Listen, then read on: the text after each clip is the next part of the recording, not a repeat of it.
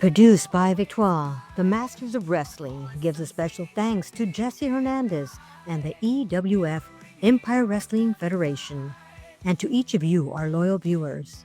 And now, on with the show. Welcome back, seekers of the truth. This is Power and Glory, the podcast, the only professional wrestling podcast in the entire world that's going to tell it exactly the way it is. I am one of your co-stars, the Master Emir, along with my co-star, ladies and gentlemen. He is a former WWE and WCW superstar. In fact, a WCW Tag Team Champion. He is the legendary, ladies and gentlemen, Mr. Pretty Paul Roma. Well, I appreciate the pretty. I really do. Especially Hello, now, everybody. Now you got the What's 10. that? That's now that you've got the 10. You know, a little bit going on. I just want to say hello to everybody. First and foremost, hit that subscribe button if you would, please. We really appreciate that. And yeah, thanks for the great intro. We are, wow, we're going to talk about some good stuff today. Yeah, today is going to be some interesting stuff. Yeah, not that we don't always. No, but you know, I want to show everybody something. I want to share this with. All right. Somebody made this for me. I thought this was pretty cool. Oh, that is pretty damn cool. Wow, that is nice. Who is that? It's pretty bad. Yeah, who is that? Do you have a name? One of my wrestlers. Okay. Made it for me. Okay. And I was like, wow, I'm going to take this up to Montreal with me. Yeah, do so. Yeah. Do so. Yeah, that's good, man. It's a beautiful. I like that. So it's a nice piece of art. Cool. Champions. They're not born in the gym. It starts from the inside and it works its way out. Do you feel it more difficult to obtain muscle? Are you tired or perhaps depressed? Then there's a solution. Our brand new partner and sponsor, Care Aesthetics of La Quinta, are here to help you get restored to optimal health. Just use the contact information in this video and schedule your free consultation. Be sure to mention the name of the podcast, whether that be Power and Glory, Styling, Masterclass, or Hey Roma, when doing so. We wish you all the best in your road to optimized health. And now, back to the show. Powerplex that subscribe button, hit the likes and share with your friends and family. And oh my gosh, here we have the surprise. Our third partner here, the master cheesecake maker, the celebrity, ladies and gentlemen, Mr. Mario Mancini. We got to wake him up, Paul. There we go. Listen to the crowd going crazy. We can't keep them back. Good thing we have barricades up. Yes, Mario, you look flabbergasted. What happened? I'm a little loopy to be honest with you. Yeah. I'm a little dizzy, a little loopy. I've never experienced this before on an antibiotic. You see, I discovered that something was wrong with my franken beans, so I had to go on an antibiotic. Her name was Sheila. No, it's a UTI. And it's common with it's a common side effect of Jardiance, which is a diabetic medication. So he put me on an antibiotic, and I read the bottle and it said may cause dizziness, and I just didn't believe it, but it kind of does. Yeah. So but listen, cheers. Let's cheers indeed. Cheers. Yeah, I mean, other people probably wouldn't even notice it. Yeah, I mean, it's my natural state. All the time. You know what I mean? My natural state. Nah, come on, man. Yeah, that's why you notice it. But listen, we're going to go at it today. Yeah, we got a hot topic going on. Yeah, and we're going to let Amir lead us into it. Yeah, we got a hot topic today because we're going to start talking about the money. That's right, the money in professional wrestling across all boards. We're going to talk about wrestlers' pay, how they got paid, promotion, how that works, how promoters get paid, all the nitty-gritties, because money does, in fact, make the world go around. I tell you, it also make this podcast go around a little bit better, too. You know, you've got the super chats and the super stickers, and the Cash App. So if you feel so inclined, if you're one of our loyal regular viewers, or perhaps you're just a new viewer to the channel and you want to contribute to the show, go ahead right there. It's right there available for you to use. YouTube created it, in fact. So go ahead, let your fingers smash those. What's going on, Paul? Blinding all the gold that's blinding You're you. throwing so much at me. I don't want anything to hit my eyes. You know what I mean? Well, I just got to reiterate the point. We're talking about money this week, so we've got to drill that home with our audience. But all kidding aside, the wrestling business is loitered with cash. And as we hear right now, WWE's turning the biggest profits they ever had. So I want to get in because a lot of our fans want to know the behind the scenes. That's why they tune in. They want to hear the good stuff. So let's talk about wrestler salaries. And what a better place to start than with the comparisons between you, Paul, and you, Mario. So let's take it back in time. And Paul, first, you tell the audience, how were you when you first got brought in to the WWF?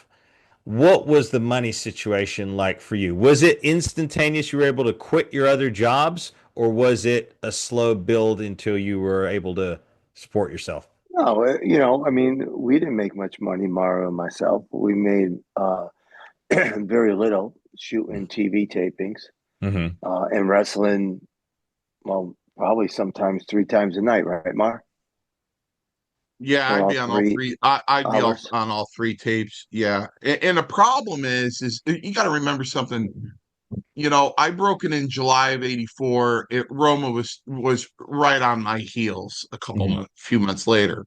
Yeah. So like we're working TV tapings, and we're working what's called fourth towns.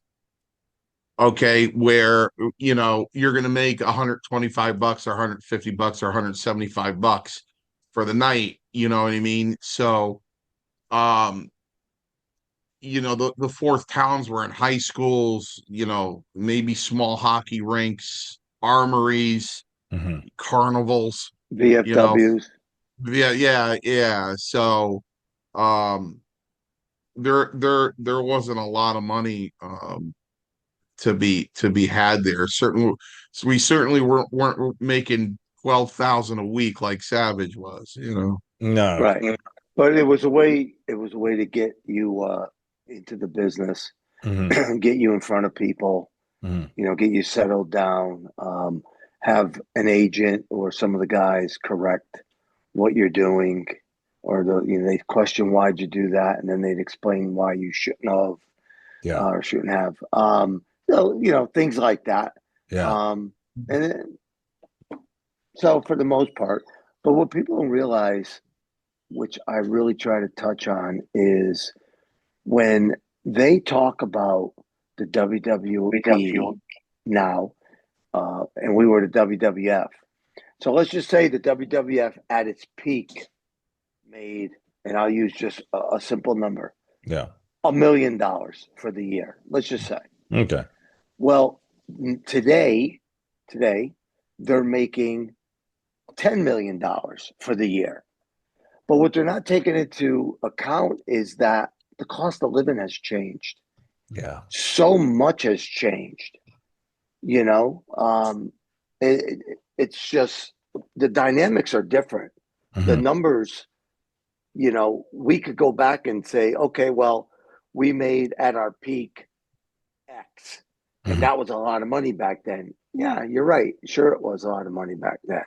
Um, but it's hard.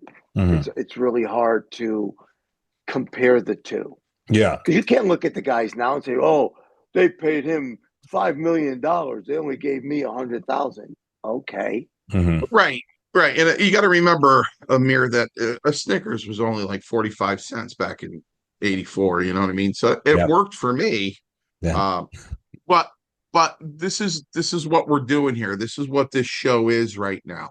Mm-hmm. This show is, and I'll take it to our era. Mm-hmm. Okay. Okay. Um, Bo Jackson, 1985 or 1995. whenever he was playing for the Kansas City Royals, right? He's making $3 million a year. Okay. Right. Aaron Judge is making 45 million a year. Yeah. In 2020. So you got the guys. How would you like to sit down? You want to try to get a guest and talk about this? Try to sit down with a guy like Greg Nettles, who is making 600,000 a year. How about Thurman Munson, who had a meeting with George Steinbrenner, and he said, okay, he didn't want to be captain of the Yankees. He goes, okay, I'll be captain as long as you pay me $800,000 a year, and no one's ever paid more than me on the whole team. So everybody was making below $800,000 in 1976 because that's when he named him captain. Yeah. Until they paid Reggie Jackson $1 million in 1977. $1 million man. Right. In 1977. And so you take a player like Reggie Jackson and use a time machine and put him in 2025. How much do you think he's going to be making Aaron Judge money, right? Yeah, exactly. Yeah. So you know what? It goes along with anything else. You could talk to anybody that was working I don't know, Sikorsky Aircraft in 1985, making $22 an hour, and they're like, wow, that was unbelievable money, man. What a career. Right. And now that was they're probably the top payout. Yeah. Right. And now they're probably making, $55 an hour. So probably 55 base salary. Yeah. So it was, I learned a lot from Roma in my lifetime. And one of the things that I learned from him that he's looked at me over the years and is said is, hey, look, man, you only know what you know. Yeah. You only know what you know. And you know what? Back then, you had an 18-year-old Mario Mancini and a 26-year-old or 25-year-old Paul Roma. 25, you know what I mean? And we're standing in the line at TV in front of Arnold Skolin in line waiting to get paid. And listen, I have it in my screenplay. I remember like it was yesterday. I mean, my brother laid down $3,000 for me to go to wrestling school. That's and I turned pro July 31st. And we went back on August 1st for the second night of TV. And that was a Wednesday. And then that Thursday I was home on the second, and I was at the dinner table, and my brother was eating, and he goes, "How much did you make?" And I go, $50. And his fork dropped, and he goes, "What?" Yeah. I go, $50. He goes, "Those guys that we watched every week on TV." I said, "Look, Bob, Hulk Hogan makes $50. Vince McMahon has a philosophy that he's promoting you on national TV. You know what I mean? So you only get paid $50. I'm sure when I work other matches, I'm going to be paid more." Yeah. You know what I mean? So, but like I worked the West Warwick Music Theater on August 9th when Schultz broke my nose. I made $250 that night to spend $3,300 on a hospital bill. and let's put something in perspective here. Yeah. You paid $3,000 to join a wrestling school, and there's schools now today. Now think about that. That's what, over 30 years ago.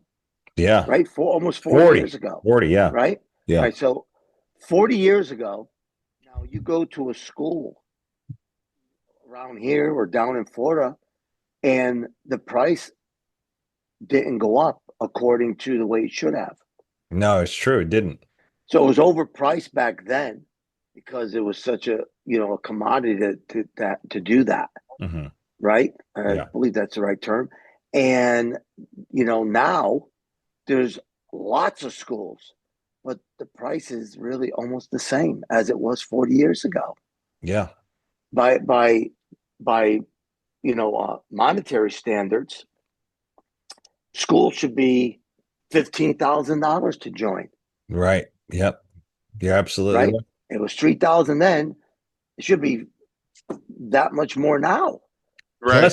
Plus the base for guys working too. Because now you mentioned $50, right? But that was for WWF, correct, Mario? Okay. All right. So there's a difference. So before I go into that, how much were the guys getting paid on the indies back then? The non-televised stuff. Do any of you know roughly? No. I have no idea. Mario, you have no clue? I freelanced with permission. I got paid 125 bucks. For an indie show. Because I was on TV. Right.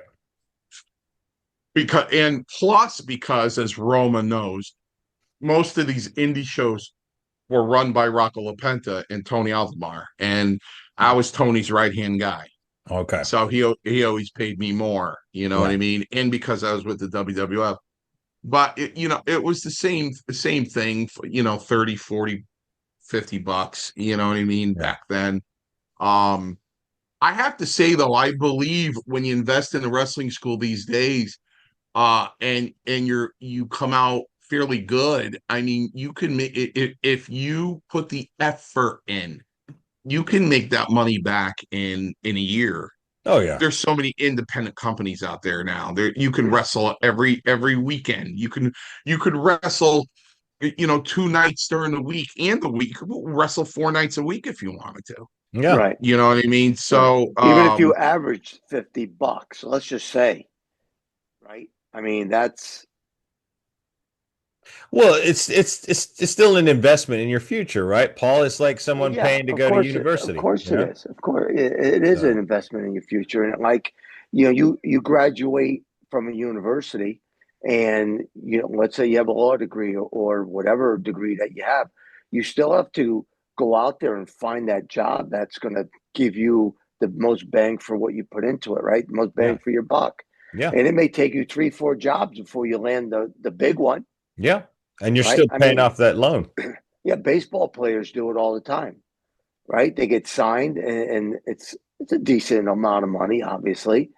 But when you look at the grand scheme of things, or they look at the overall picture, they're saying, well, wait a minute.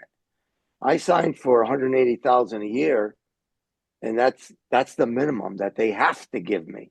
Yeah. But these guys are making millions. Yeah. I want to get to that level. So they may not stay with that team, right? Yeah. But you have to show your worth in order to move to another team or get paid more. Yeah. Otherwise, what is your worth? They'll just dump you. Very true. And now going back though, I want to keep us on point with that era. So Vince McMahon. So Mario, you mentioned that Hogan was getting like $50 or something that you mentioned to your brother there. Well, yeah, TV taping, sure. So TV taping. So now, obviously, being a promoter, there is a certain rule, right, guys? There's a certain scale. As a promoter, if you do a show and you collect the tickets, the gate sales, and there's a certain tier of how much you're going to pay the talent, how much you're going to pay for the rental, the building, and Mario's smiling. I got distracted there. I'm sorry, my grandson just walked in the door. Right, he was just carried into the door. All right. So is there still that pay scale system in place? Like, let's just say you guys put on a wrestling show. You guys put on a venue, you rent the venue, you've got your ticket sales. Is there like a tier percentile that goes to the house? And then do you keep a certain structure like that, or is it different? Mario, you want to? Well, yeah, that's your end. That's your end, Roma. What I do know is Roma goes very, very old school. From rookie to a belt holder, he goes very old school. Okay. Look, we keep things tight. Number one. Yeah. Right. The whole point is we are not getting rich. Our just reward is getting people signed with whomever. Yeah. Whether it's AEW, WWE, or NWA, or whatever companies are out there now. And we enjoy that, seeing them. come back to us, tell us, oh, we just worked for AEW these last 2 nights, and they made a killing. Yeah. Because they pay them. They Yeah. made a killing. We are not here for them to get rich off of their home where they were bred. Right. And that's it in a nutshell. Yeah. You want to go out there and you want to tell somebody your worth, that's fine. That's great. If you go out and somebody says, hey, Amir, I want you to work for me. And he goes, and you say, okay, well, how much are you going to pay me? And the guy says, I'm going to give you $200. And you say, well, that's not enough money. I'm worth $500. Okay.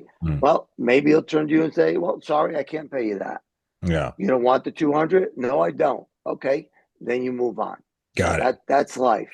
Yeah. But if it's your own company and you're trying to keep the doors open, because you want to continue to go there and use the facility, you can't beat them up for the money. Right. You know what I mean? And if you're going to do that, they're going to tell you to move on because, all right, so we trained you well. We thought we taught you well, but exactly. Advantage of us, you're holding us hostage. Right. So, for the nicest way to put it, they're not going to get rich off of us. No. We can't let that happen because it doesn't work for us. Right. And we've done so many charities. We just did one. And all the profits, not one nickel went to us. All the profit went to the charity. And that's, again, we try to show our students to do the right thing. Yeah, exactly. And but don't get taken advantage of. No, but that's what I was saying in correlation to what Mario was saying about Vince and the TV tapings back then. I mean, $50, come on. I mean, when you've got TV, you know what I mean? And you're drawing, what were the crowd sizes like for that time? Was it for the first 2 years, it was in Poughkeepsie. So you're looking at 3,500 people from 84 to 86. Prior to that, it was in Pennsylvania, in a very small place. Where Roma and I did a wrestling convention there. We should have brought 3 shirts to change in.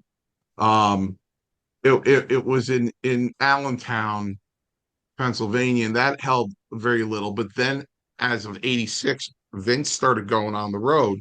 So now we're doing TV in front of 20,000 people. Right. And you still got $50. And you're still at 50. Now, Paul, you still around 50 at that time? Yep. Now, okay. So you're traveling now. Any of those things covered by Vince at that time? Travel, hotel, anything? Air flight. Air flight was covered. Okay. But the hotels were on you? Yeah. Well, you got to think about this. Yeah. Okay. And I'm going to show you the comparison. So if I'm going to go to a hotel and I'm paying for it, if I want to spend $200, it's on me. Right? So why should Vince be paying hotel? Because the guys are going to get their own rent-a-car. Yeah. So now instead of 4 guys getting in a rent-a-car and sharing it, everybody's grabbing a rent-a-car. Yeah. Because he's paying for it. Right. So if he's paying for a hotel room, nobody's rooming together. And they're going to stay at, the Hyatt Regency or the Marriott or, you know what I'm saying? Yeah. So they're going to go to the top places because for it. Okay. So I totally got that. I totally get it. Yeah. And again, when I went to WCW, they said, "Hey, listen, we pay for rent-a-cars and so on and so on." And I went, "Wow, you pay for rent-a-cars?" Well, they stopped that because the guys were all getting rent-a-cars. Oh yeah, they weren't jumping in together and sharing. Yeah. You know what I mean? Saving the company money. Yeah. So you flew in, I flew in, Mario flew in. Instead of me and Mario, you driving together. All separate. Cars. Yeah. Wasting money. Yeah. When you're all going to the same spot. Yeah. Yeah. So, I think it was a great business move, decision, however he structured it. Mhm. But again, he had to get you your flights because he had to make sure that you had it right. Right. Yeah. Yeah. Right. You're Exactly. booked in all these towns. He's going to get you there. Now, he may put you on a flight, or well, it wasn't him, but the company may put you on a flight that's, 5 o'clock, 6 o'clock in the morning, Mhm. and you just drove 4 hours Yeah. from the town. So now you're exhausted. By the time you get to bed, you may be going to bed at 1 o'clock, 2 o'clock in the morning, and you got to get up in a couple hours. Mhm. So what a lot of guys did was they changed their flight, which Okay. is on you. Yeah. If you're late to the show and they find out that you change your flight, which they can, you're in trouble. You get Yeah. fined or whatever the case may be. So I kind of stuck mostly to my flight plans. Mhm. And there were on a few occasions that I changed them because they were just ridiculous. For Yeah. me to get from here in Connecticut to New York or New Jersey, and Mario knows, we're like, dude, why are we flying out of Newark? We're driving 2.5 hours. Mhm. Why are we not flying out of Hartford or Yeah. even New York? It's an hour drive for us. Yeah. Yeah. I mean, Yeah. so they're like, oh, well, we thought you lived, really? You thought we lived in New Jersey? Bunch of boneheads, seriously. So I'm trying to wrap my head around this because I'm seeing, like, from a spectator point of view, right, guys? You're watching WrestleMania 3, 1987. It looks like the WWF's just raking in cash. But at this point now, because now you guys are in what? That's already 2 years you're in now, right? You signed in what, 85? You started working for WWF, right, Paul? I think so, yeah. And then Marius December of 84. December of '84, Roma broke in. Okay, 84. Oh, And then okay. that was, you were right before that, Mario? July. July. Okay, so now 3 years in 87. The world's watching, as me and Gene would say on those videos. What's the pay like at that point? Are you guys bumped up now? Paul, you're doing the Young Stallions. So now you don't have to give exact numbers, but you can kind of go close Yeah, to I what mean, you're. yeah, it was better. Yeah. I mean, much anything's better than $50, right? Right. Yeah. Yeah. You get a $200 pay, you're like, ooh, hey, this is great. Yeah. Um, I didn't know when it was time to quit my job, Hmm. right? So we're doing TV, making $50. Yeah. Um, I can't quit my job. Right. That's not going to happen. Yeah. Then I got a couple bookings. Mario, me, we go to these, as we call them, Lapenta shows. You pick up a couple dollars. And only up until I got a booking sheet did I say, okay, well, I can't keep my job if I'm going to be working this many times throughout the month. Okay. Even if it's twice a week or Yeah. once a week. I mean, you just can't keep missing. I was a marshal, Okay. Yeah. in Superior Court, so I can't do this. But I waited until I saw more bookings come Hmm. my way before I turned to my job and said, hey, because one time that I had left to do TV, film for TV, Hmm. we had a attempted breakout Oh, crap. and they Mm. roughed up my partner. Mm. Mm. So, they, as smart as well, let me rephrase that. As stupid as these inmates were, they were very cunning because they realized that I wasn't there Yeah. when Yeah. I was doing TV tapings. Yeah. So when they realized that, oh, he's not here, he's Mm. not going to be here, Mm. that's when they tried to break out Damn. Yeah. and Of they course. roughed people up. Yeah. So it was just one of those things. Yeah. But yeah, so that was at the point where I said, okay, I can, get away from this. Yeah. I have no choice, really. Yeah. Now, at that point, again, for the benefit of our viewers, Paul, would you say that you were comfortably earning in the thousands per month from WWE at that point? Yeah, I guess. Okay. All right. And now Mario. So how did it kind of change and fluctuate for you? Because you worked a lot during that time, right? So, but were you making enough eventually that you could kind of just take part-time work or eventually just do WWF full time? How was it for I you? wasn't. I didn't have a job um, until the end of 1988. Okay. I 80. bought a brand new Buick Regal in 1986. All right. All right. Got 12 miles on it. But you have to remember something. It's not genuine. You have to remember something. Mm, When I make a statement like that, it makes the viewers go, "Wow, Jesus, Mario Mancini is making pretty good money. Holy jeez." No, I wasn't. No, I wasn't. I listen. I was 18. mm, I'm the last of six kids in an Italian family. I mm, was living home. And okay. just in case you don't understand an Italian family, you can beg them to take rent money from you. They're not going to take it. Mm, They're okay. not going to take your money. Okay. Yeah. So you would go out to the grocery store and buy, groceries and fill the fridge and the cabinet, and your mom and dad are proud of you, but they won't take any money from you. Mm, So I was living home until I got married in 86. And I was pretty busy in 86. And I had an apartment in New Haven. And I was married for a whopping 11 months. mm. And that's when I was really rolling with Gino. And we were rolling with Gino a lot, Roma. So um, so yeah, I mean 50 for TV. You know, I you worked the Harvard Civic Center and made 400. Okay. Not bad. Yeah, Yeah. you know what I mean? Yeah. Um, my biggest week in pro wrestling was 3,300 bucks. Which in the 80s was a lot of cash. Monster money. Yeah. Yeah. Yeah. Monster. There are a lot of devil dogs floating around that week. So, um, listen. I wrestled in Madison Square Garden, man. I got like 750 Yeah. to wrestle in Madison Square Garden. It was insane. And so Yeah. so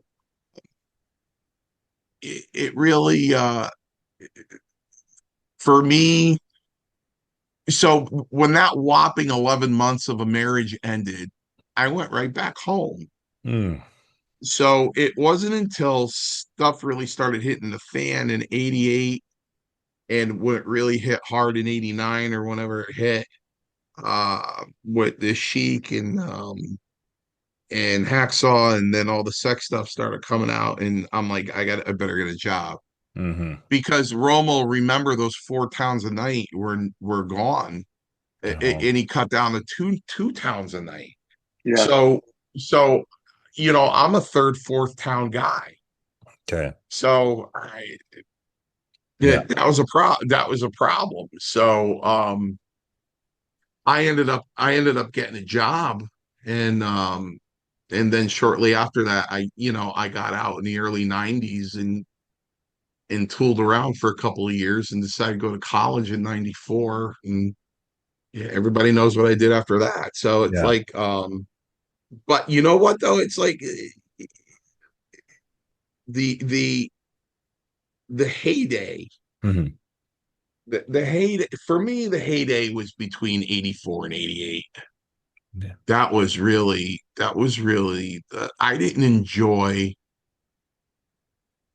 I didn't enjoy the 90s too much, the early 90s, and I was only there for the early 90s, 90, 91, little 92.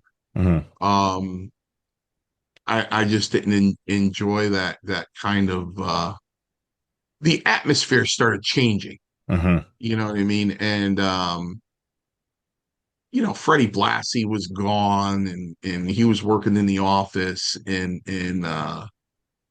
you know, the old regime, Strongbow had absolutely no power left by then. He was absolutely powerless. He wasn't hanging out with me anymore. So ready for this, Amir? Yeah. The was gone. That's right. The glory was gone. Traveling. The glory was The gone. glory was gone. That was it. It was That's all it. over. Well, you That's left. why that's why we go now, and we go to autograph shows as a team. Yeah.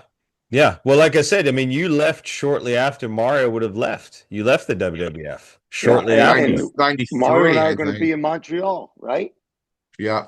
Coming up. Yeah, no, I mean, like Amir, you're going to be there, right?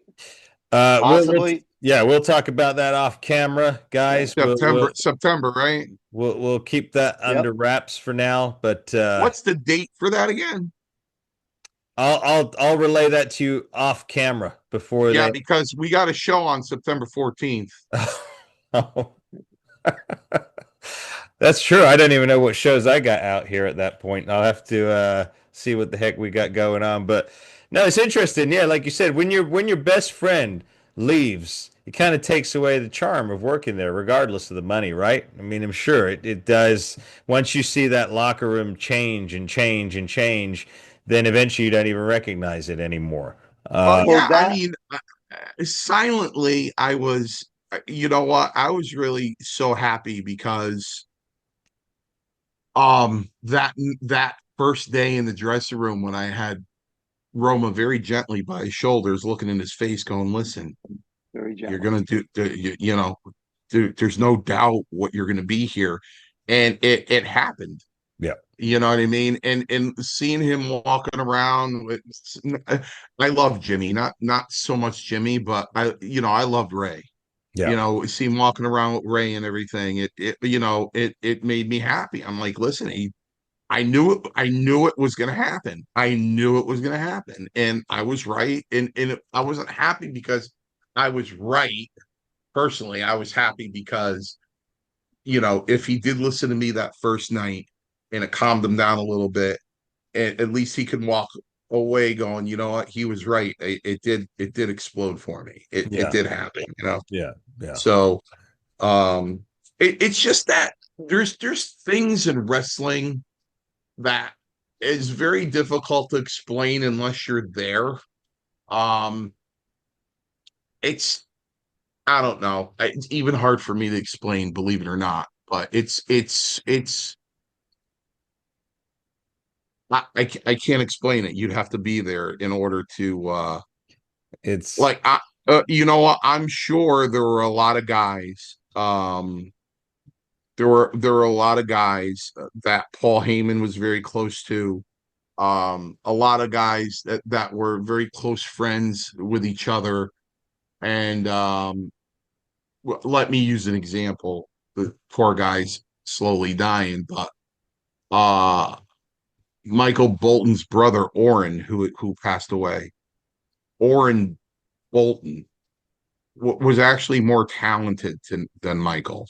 And he was the one that inspired Michael and really trained Michael and really stayed on him to pursue his dreams. And you would think that, he's going to take his brother with him. It just doesn't work out that way. The difference in talent is so extreme. You know what I mean? So it's like I used to tag with Roma when he was really, really, really green, and I used to say we look like the number 10. You know what I mean? It's just not, there's power and glory. There's young stallions, similar, same suit, like that 28-minute documentary on me on YouTube, which that gentleman was kind enough to make. He put up 4 squares. And in those squares were, I know 2 of them, one was Hulk Hogan, one was The Undertaker, and the other one was Stone Cold Steve Austin. Okay. And then there was me, and there was a moment of silence, and he went, "Which one doesn't belong in this picture?" He did it in a kind way. It wasn't offensive to me at all, but it's kind of like that, you know what I mean? But then again, I'm going to use Tony Atlas's line that he uses about himself when he says, "Tony, the worst enemy Tony Atlas ever had in his life was Tony Atlas. Right. And the worst enemy Mario Mancini ever had in his life was Mario Mancini. So I was just a head case, Amir. When I pumped up in 89 and 90, and that's when, again, I'll say it again, Chief would break my stones and go, "Oh, Mr. Roma, can I see you for a minute?" I go, no, Chief, not quite yet. Not yet. I would just walk behind him and laugh. You know what I mean? But the point is I transformed my body into something that never was. Right. And my problem was Snickers. Snickers. I always tell people this. There's two kinds of people. All right. And I say this about people who don't understand my middle daughter. I go, look, there's two kinds of people. You can put them down, you could insult them, you can ignore them, you could not, if they do something great or something accomplished, you can put them down. And there's two kinds of people. Those who are going to rise up and go further, or those that just sink into the ground. And unfortunately for me, when I wasn't getting that recognition that except from Strongbow, that, hey kid, you look good, hey great kid, I like at a 35-inch waist and a 54-inch chest. You watch my matches with Taker and with Playboy Buddy Rose. I had traps, I had lats, I had, you know what I mean? And I slammed Playboy Buddy Rose, who's 317 pounds. Yeah, strong. Yeah. I was a competitive power lifter for the American Powerlifting Association at the 242-pound class. And I was competing. Yeah. And that wink from Vince McMahon, that little walk up to from Pat Patterson or Terry Garvin, or that, you know what, you're working 18 days this month, a little biscuit to say, listen, we recognize how hard you're working. And I just went, it's very similar to when I got ticked up my doctor and I went to another one, and he goes, man, you got to lose a lot of weight. He goes, why don't you go on that Atkins diet? He goes, go on Atkins. So I went on Atkins and I went to go see him 3 months later. And I lost 44 pounds. And I walked into him and he went, oh my God. Oh my God, look at you. What did you do? I go, you told me to do Atkins. Yeah. He goes, yeah, but patients don't listen to me. I go, well, I did. Yeah. So I'm there and I'm all smiling, you know what I mean? And I'm like, I'm happy. I made this guy happy. It wasn't that big of a struggle. The fat content was high in what I was eating, but it wasn't carbs. And he looks at me at the end of the visit. And listen, like I say, I always tell the truth, even if it incriminates me. And he goes, you might want to slow down a little bit. He goes, if you lose weight too fast, you end up losing your gallbladder. So you really want to slow it down. I go, what did you say to me? He goes, yeah, you don't want to lose too fast. You might blow your gallbladder out. I go, no problem. Now, you don't know where this is, but Roma does. So he was across the street from the Stop and Shop Plaza in East Haven, Connecticut. In that Stop and Shop Plaza is a place called Aniello's. I left his office. I went to Aniello's. And they said, hey, Mario, I haven't seen you in a long time. I go, yeah, I'll have a large sausage. A large. I go, yeah, to go. Yeah. And I just ate like 7 slices of it in my car. And I'm like, you want me to save my gallbladder? I'll save my gallbladder right now. Yeah. Right now, I'll save my. So that's unfortunately, he instead of rising me up, he drove me into the ground. Right. And I said, I end up going, screw you. Yeah. You know what I mean? And instead of having another plan, you Yeah. know what I mean? So, you know, listen, as I tell women, half the battle is self-awareness. Mm-hmm. Yes. Listen, Speaking of which, you are serenading the women quite a lot, actually. Wow, I'm gonna point our viewers over to Mario Mancini's TikTok. I mean, he is the singing wrestler now. I am the singing wrestler on TikTok. But you know, you know, I tell women, I go, you know what? Self-awareness is half the battle. Self-awareness. Now, this I will tell you. Mm-hmm. I was a good wrestler. Yep. I was a really good wrestler, but I needed to do different things. So I'm not going to blame anybody else for my career but myself.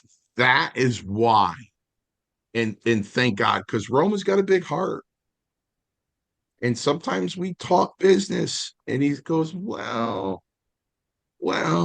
And I go, listen to me, man. Listen to me. I used to say it back in the 80s. They're just jealous. I go, Roma, you didn't wake up like that. Mm-hmm. You put hours and hours into the gym, hours, and you sacrificed and you went through pain and tearing muscle and eating egg whites and boiled chicken and tuna with applesauce. You sacrificed, man. If people want to be like you, they need to sacrifice what you did. Right. Now, because he's got such a big heart, he goes, I go, listen to me. Listen to me.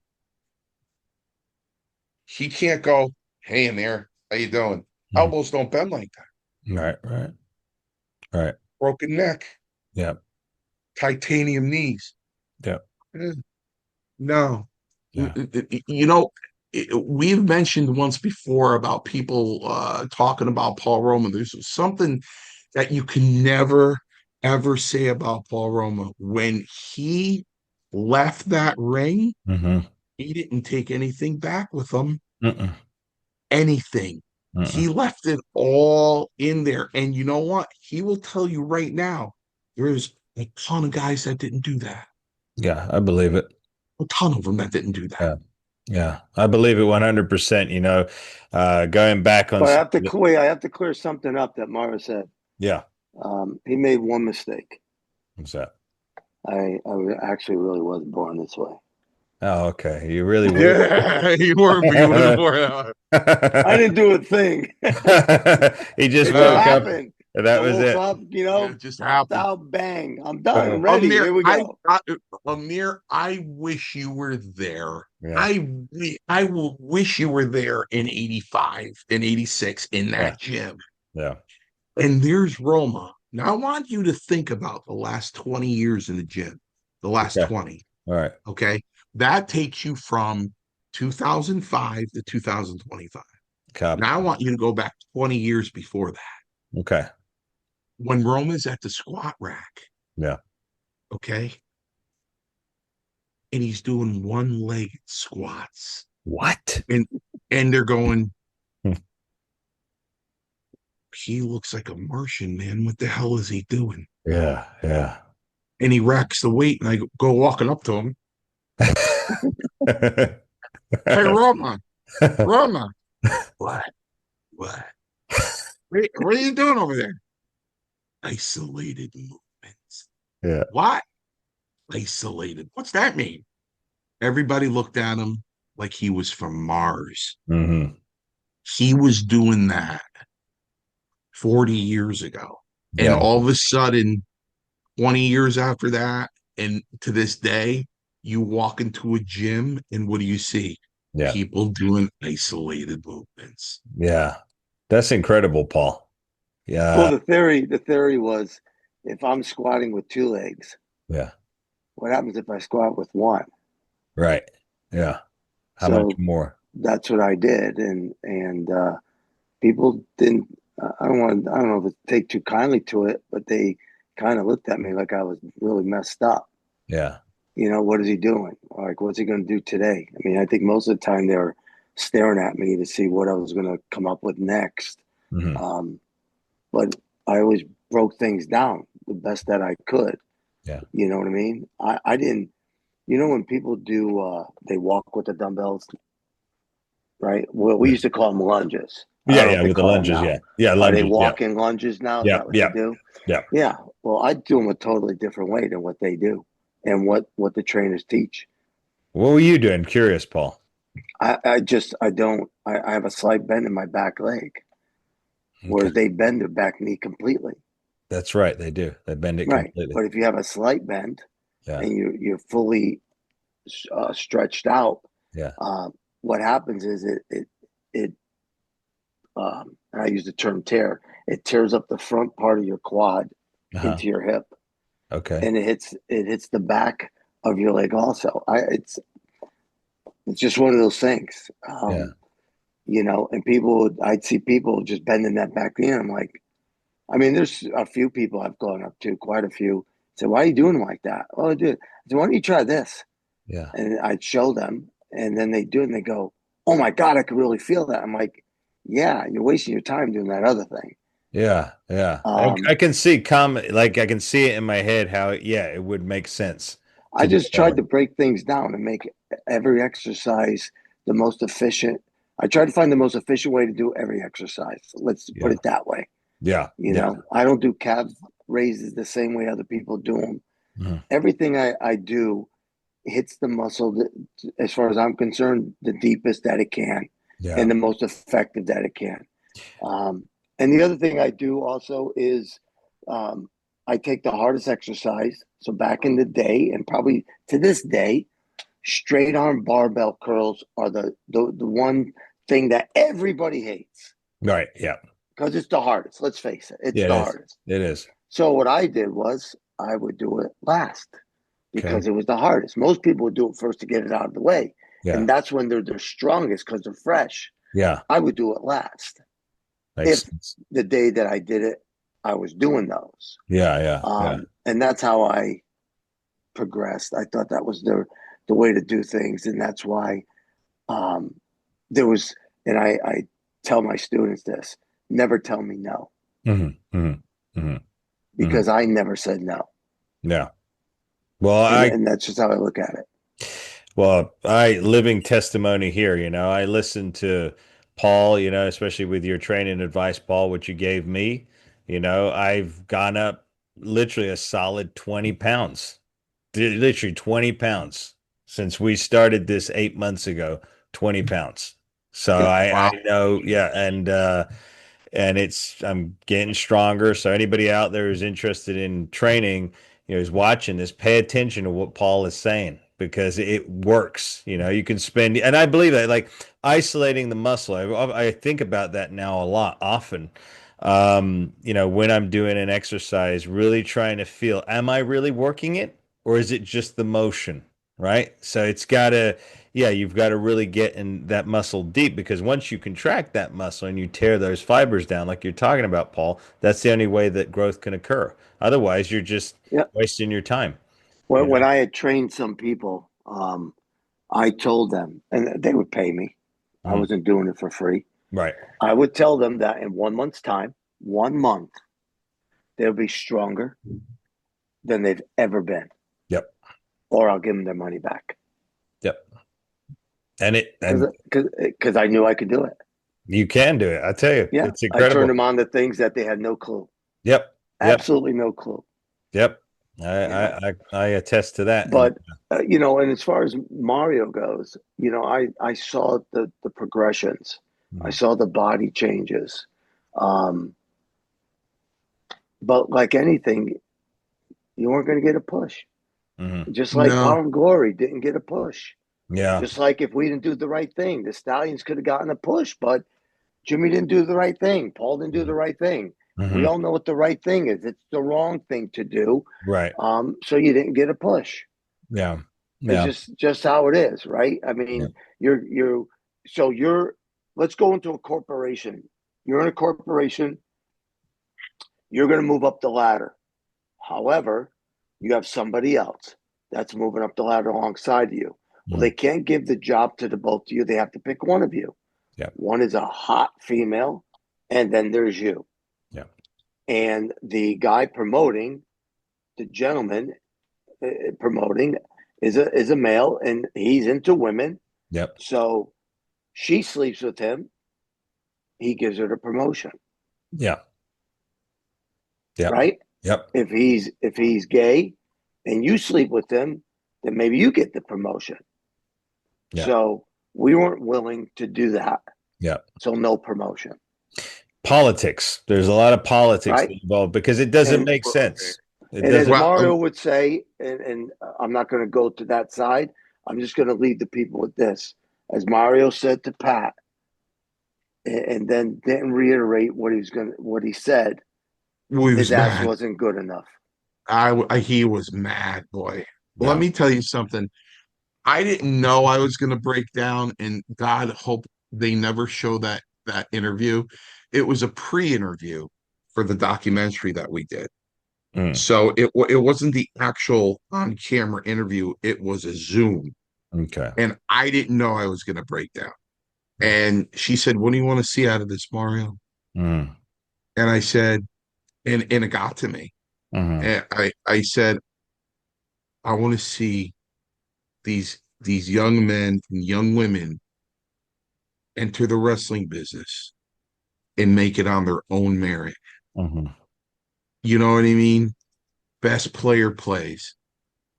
You know, that's it. I want them to make it on their own sheer talent. Say, hey, you're great. Take a guy like Richard Holiday. He should have been there 5 years ago. You know, he's in the business 10 years. He's coming up with so many different creative things now to add to his persona. And nobody's picking up the phone and saying, listen, this guy's a genuine superstar. All right. Yep. You know what I mean? They can make so much money with him. Oh. I just don't get it. Yeah. I really don't get it. Yeah, I've seen. Listen, yeah. If the WWE took him and made air fresheners out of his gimmick, they'd make millions. You're breathing rarefied air. Day Babe Ruth. Yeah. Of wrestling. Yeah. He's the Aaron Judge of wrestling. Yeah, I mean, and these idiots are bypassing him for whatever reason. There's a lot of that going on. There's a lot of stuff like that. And obviously we can go back even into your era. Same thing. I mean, today you've got people that talk about Power and Glory and the Young Stallions with such fond memories. And it's like, and that common consensus is they should have been the tag team champions. They should have been at the top. It's like the fans saw it. We all saw it. But they didn't care. They didn't care. Because we weren't willing to bed down with them. So we didn't get the break. Yeah, and but when do you give it up, right? I think it's when do you go on? I'm sorry. I was going to say, Paul. I'm sorry. I was going to say it's something that then if you did, regardless of the fame and fortune, you'd have to live with that the rest of your life. Right. So when do you give up your morals? Never. For how much money? Right. For how much money? Like I said, I'll just keep losing. That's what that was my saying. I'll just keep losing. Never. I'll just keep losing because I'm not doing that. Even though you say that, I wasn't that much further away from you because I said the same thing. When the guys would joke and say, "Well, if you would just go sleep with so and so," and I was like, "Well, it's never going to happen. So we're never getting the belts," and everybody would laugh, but it was real. Right. Yeah. It was real. Yeah. So, a different level maybe, or maybe booked more than Mancini, but same result. Yeah. Right. Same outcome. Yeah. Essentially in that company. Before we wrap this one up, gentlemen, because I'm keeping my eye on the clock here for our viewers. So just to wrap up the financial portion of it, in terms of WCW, Paul. So when you did get to WCW, it was guaranteed contract, right? Or am I wrong? That's what I got. Yes. Okay, so guaranteed contract. Again, you don't have to give specific numbers, but was it like a lot better than your WWF earnings, or was it on par but just more stable? Okay, well, so it started out as a per diem. Okay. Per show. And since I had it all figured out, once I heard what they wanted to do with me, I took the per show. Okay. When they saw I was making a lot more than they expected, then they came to me and said, "Hey, we're giving guaranteed contracts. Okay. You know, and this is what we want you to sign." Yeah. You know, and then I sat back and went, "Wow." Yeah. You know, now they're pitting me into a corner here. Yeah. So I signed the guarantee. Yeah. You know, yeah. And they told me, you know, you're going to get your rent a car paid for, and then after that was all said and done, they turned and went, "Oh, we're not giving rent a car money out anymore because everybody's getting their own rent a cars. You're not, you know, jumping in together." Yeah. I wasn't that way. I enjoy traveling with the boys. Yeah. You know, you sit there, you have company, you're talking, going over stuff, last show or whatever, you know, the case may be. Yeah. But I think overall, I made more with WWF. Okay. All right. That's good to know. All right. Yeah. Well, you're on track to potentially make a lot more because obviously fans, as you can see, Paul has been in training. He's been in tanning this past couple of weeks. He's getting ready for wait, time. Wait, I was out in the sun, okay? Hold on. I wasn't in no tanning bed. Let's get that straight. He was out in the sun. But I'm ready. Listen, he's ready. Anytime, you know, brother Hulk Hogan wants to put on the gloves or wrestle or whatever it is they're supposed to be doing, which I heard is a total abomination, right? What they sell, like a couple hundred tickets? Like 380 is what I've seen on. Okay, so they got a little over 300 tickets, and this is their debut show. Yep. So unless they're going to give them out, which I'm sure they're going to hand out many and plenty free tickets, they're going to have to fill that building. Otherwise, they're going to have to get a really tiny building and just set it up so it looks like it's a big place. Yeah. Well, I mean, if that's the venue, Paul, I mean, I'm sure you would. I mean, you'd still do it, right? Regardless. I mean, if that's the venue size. What, 380 people? Yeah. If Hogan, I'll kick his ass. I'll kick his ass in front of one person if that's the way it wants to go. But at the end of the day, no, I want a packed house. There you go. I want pay-per-view. I want the world to see. Yep. Netflix. I want to show a little of my anger. There you go. I want to take it out on somebody that, you know, didn't give two shits about these kids. Yep. There you go. And doesn't care about anybody else. And I'm not going to get into the accident that went down, but you know, he didn't care about that either. So, listen, I will carry the wrath of God, and I will bring it down on him if he wants to get in that ring with me. There you go. I will make him feel. I'll make him hurt like he didn't hurt before. On that note, gentlemen, I think we should bring this to a close here. Those are the final statements there from Paul. Mario, do you have any closing remarks this week? I do have. I have a lot actually. I want to listen. We all need to realize that there are people that really look forward to the show, and they're dedicated to the show. Yeah. Guys like JD. That I had a short conversation with guys like Big Daddy. Big Daddy, you can't put in Big Daddy as a fan of the show. I'm sure he watches it for the entertainment value, but he's more critiquing on how we're doing, what we're going over, the content, and the credibility of it. He's a different kind of ear.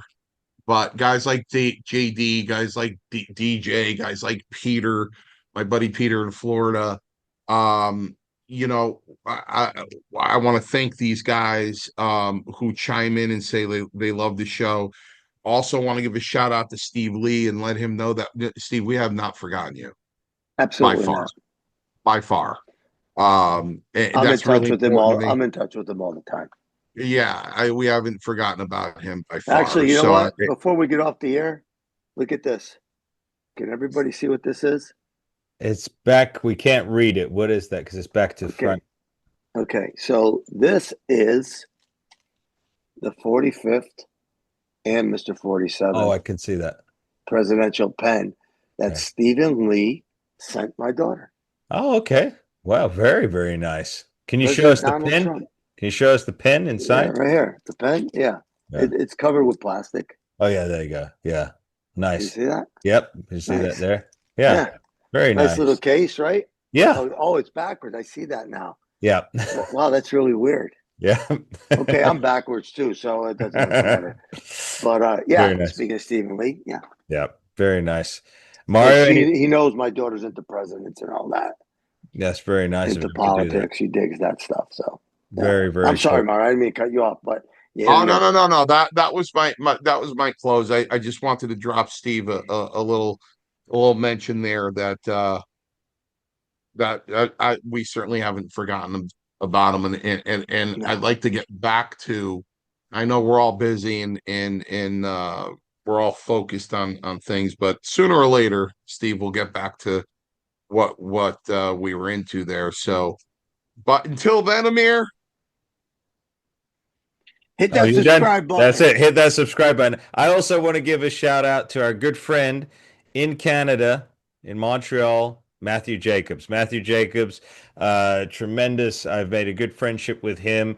I consider him part of our team. He's going to be very involved with things that we do now and in the future. So, Matthew, thank you very much, sir. God bless you. And Layla, his wife. God bless the both of them. Layla, they had a song. Layla. Yeah, I can't sing. Mario, sing. You're the man. Yeah, you're the singing wrestler, Mario. Come on, you know that song, Layla. Come on, you've never sung on the podcast. I thought it was Lola. Lola. La la la la la. There you go. Listen, I want to give a shout out. Can't pronounce his last name to Sean NG. I might as well announce this right now. They're only making 100 of them. You can get a hold of Sean. N as in Nancy, G as in go. On Facebook, if you want to pre-order a Mario Mancini action figure. Wow. Nice. Oh, wow. Listen. And it is Layla. It is Layla? Yeah, it's a different song. Oh, it's a different. Well, you know what Layla is? You got me on my knees, Layla. Listen, you know what I associate Layla with? At the end of Layla, and I believe Layla was by Eric Clapton. At the end of Layla is that famous tune you hear in Goodfellas. Dun dun dun dun dun dun dun dun dun dun dun dun.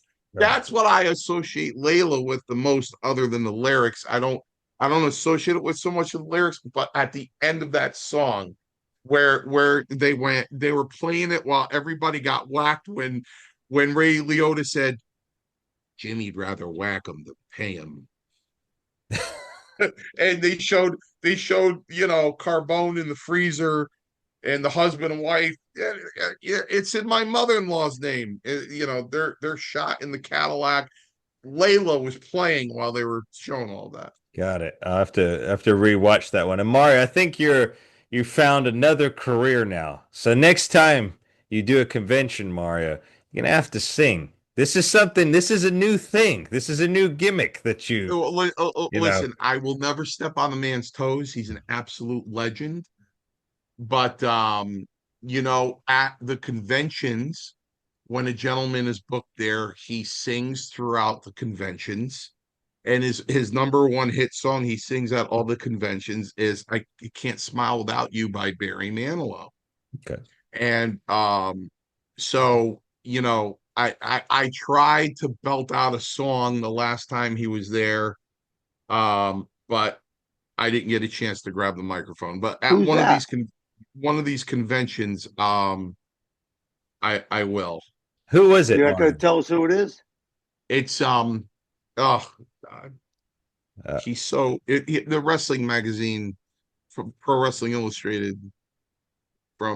He did it for 50 years. Bill Apter. Bill Apter. Okay. Yeah, that's him. He's Bill Apter. Okay. All right. Okay. That's I why don't he know was why my singing to brain, me. I say his name at least once a month. I don't know why I had a brain fart there. Bill Apter sings He was throughout the singing to whole me, convention. and I was like, "What the hell?" Yeah, Bill Apter. Yeah, yeah. Oh my gosh. Well, he's got some Okay. stiff competition right now with Yes, he Mario does. Mancini. Singing wrestler on TikTok. Singing wrestler on TikTok. And then also, While if you he's want, twirling a cheesecake. that's right, where he's churling and he's got some bacon in the oven. And while he's baking in the oven, we got Paul and his TikTok. And if you want to learn about wrestling and see some Paul in action, go Oh, over to not Paul. only does Roma have his own TikTok, he's got a TikTok now called Wrestling with Roma. Yeah. He does a move like every week. Yeah. So don't forget, guys. Amir's got to let me know again for an example. If we have 2,600 subscribers, whoever becomes number 3,000, Yep. I ship a cheesecake right to you. Yep. Absolutely. All that 1,000 mark, it will come right to your direction. But ladies and gentlemen, we want to thank you. Now, I am going to announce that next week, again, unless an act of God takes place or something happens, God forbid, we will have Mike McGurk from the WWF joining us here, the original female ring announcer who was the voice of announced many superstars. Tremendous, very, very nice lady, very knowledgeable, comes from a rich history. Her family have been involved with the wrestling business, so she will be with us next week. But until then, everybody, keep chasing the truth. Don't be afraid. But you've discovered the truth right here on Power and Glory, the podcast. I'm the Master Amir, Mario Mancini, Paul Roma. God bless you all. We will see you next week. Take care.